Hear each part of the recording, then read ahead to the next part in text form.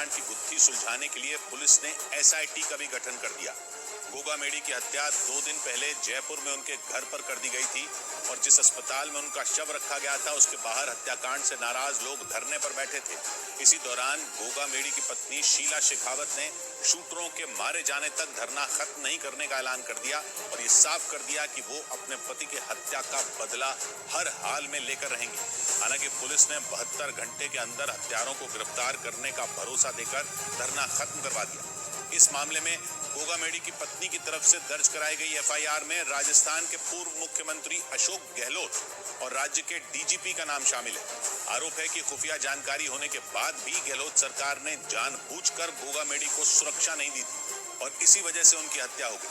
गोगा मेडी की हत्या के बाद उनके समर्थकों ने पुलिस और प्रशासन के खिलाफ मोर्चा खोल दिया। जयपुर में जिस अस्पताल में गोगा मेडी का शव रखा गया था उसके बाहर बड़ी संख्या में लोग धरने पर बैठ गए। तभी गोगा मेडी की पत्नी शीला शेखावत की एंट्री हुई और उन्होंने खुलेआम ऐलान कर दिया कि हत्यारों का एनकाउंटर होने तक आंदोलन जारी रहेगा।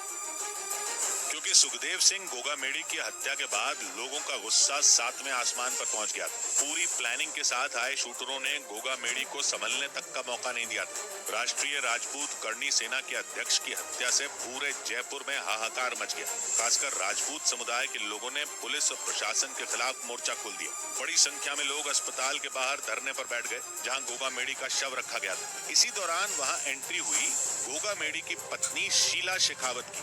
लोगों के बीच पहुंचते ही उन्होंने जो ऐलान किया उससे पुलिस अधिकारियों के हाथ पांव फूल गए। उनकी बातों से ऐसा लगा जैसे सुखदेव सिंह गोगा मेडी की हत्या के बाद राजस्थान में लगी आग और भड़केगी, क्योंकि अपने पति के समर्थकों की भीड़ के बीच ही शीला शेखावत ने यह ऐलान कर दिया कि आरोपियों का एनकाउंटर होने तक धरना जारी रहेगा।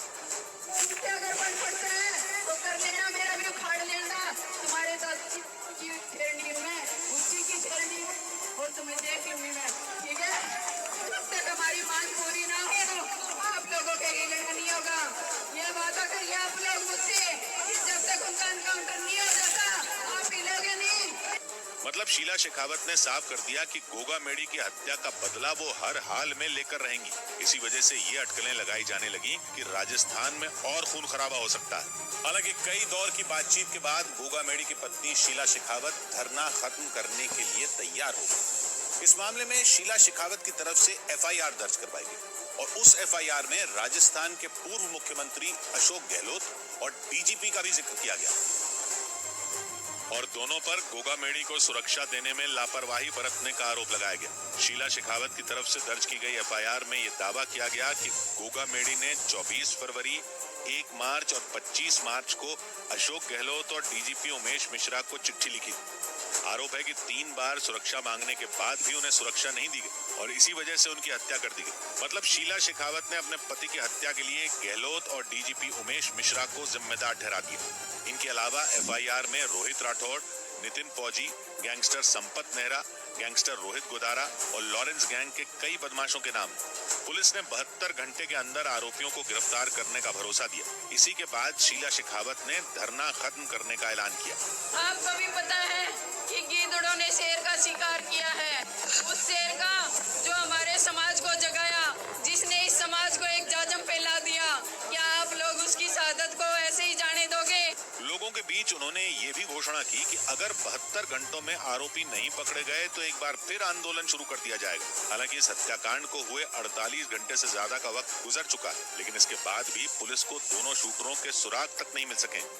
इस बीच गोगा मेडी के समर्थकों को समझा बुझाकर उनका अंतिम संस्कार करवा दिया गया। अंतिम संस्कार से पहले उनकी शव यात्रा निकाली गई।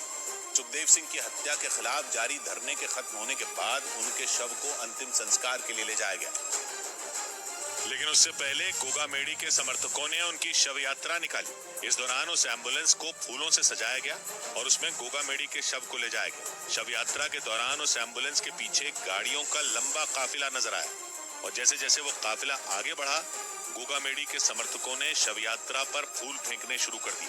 गोगा मेडी के शव को पहले जयपुर में राजपूत सभा भवन में रखा गया और वहां उनके समर्थकों ने उन्हें श्रद्धांजलि दी। उसके बाद उनके शव को हनुमानगढ़ के गोगामेड़ी गांव के लिए रवाना कर दिया गया और जैसे ही उनका शव हनुमानगढ़ पहुंचा, उन्हें श्रद्धांजलि देने के लिए लोगों का हुजूम उमड़ पड़ा। हालांकि पुलिस की कई टीमें आरोपियों को पकड़ने में जुटी हैं। पुलिस सूत्रों के मुताबिक गोगामेड़ी ने अपनी सुरक्षा में 6 पर्सनल गार्ड तैनात कर रखे हैं, लेकिन जिस दिन उनकी हत्या हुई उस दिन उनके 5 गार्ड छुट्टी पर थे। मतलब हत्या वाले दिन उनके घर पर सिर्फ एक सुरक्षा कर्मी ही तैनात था। और पुलिस सूत्रों का दावा है कि दोनों शूटरों को इस बात की पहले ही भनक लग चुकी थी। मतलब गोगामेड़ी का सुरक्षा घेरा कमजोर होते ही लॉरेंस गैंग के शूटरों ने उनकी हत्या कर दी। सूत्र बताते हैं कि गोगामेड़ी को इस बात की जानकारी थी कि उनकी हत्या की साजिश रची जा चुकी है, इसीलिए उन्होंने अपनी सुरक्षा में 6 पर्सनल गार्ड तैनात कर दिए थे। सभी के पास लाइसेंसी हथियार भी थे, लेकिन चुनाव आचार संहिता लगी होने की वजह से सिर्फ एक सुरक्षा कर्मी को हथियार रखने की इजाजत थी और इसी वजह से बाकी के 5 सुरक्षा कर्मियों के हथियार थाने में जमा हो चुके थे। सूत्रों के मुताबिक इसी वजह से गोगामेड़ी ने उन 5 सुरक्षा कर्मियों को छुट्टी दे दी थी। मतलब हत्या वाले दिन सिर्फ एक गार्ड ही गोगामेड़ी की सुरक्षा में उनके घर पर तैनात था। सूत्रों का दावा है कि शूटरों को भी इस बात की पूरी खबर थी कि गोगामेड़ी का सुरक्षा घेरा टूट चुका है और इसी का फायदा उठाकर दोनों बदमाशों ने घर में घुसकर उन्हें गोलियों से छलनी कर दिया था।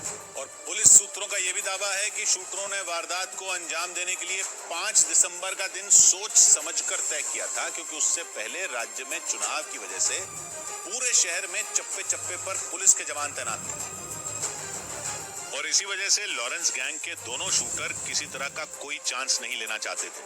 पुलिस सूत्रों का दावा है कि सुखदेव सिंह गोगामेड़ी को मारने के लिए 5 दिसंबर का दिन पूरी प्लानिंग के साथ चुना गया था। शूटर ये बात जानते थे कि राज्य की कांग्रेस सरकार ने इस्तीफा दे दिया है और नई सरकार बनी नहीं। इसी वजह से दोनों ही पार्टियों के नेता बैठकों में व्यस्त होंगे और पुलिस के अधिकारी उनकी सुरक्षा में तैनात रहेंगे।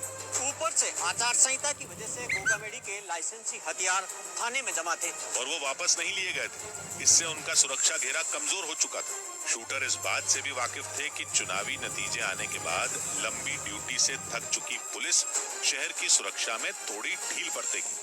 मतलब बदमाशों ने गोगामेड़ी की हत्या करने के लिए पूरी प्लानिंग और सोच समझकर 5 दिसंबर की तारीख तय की थी।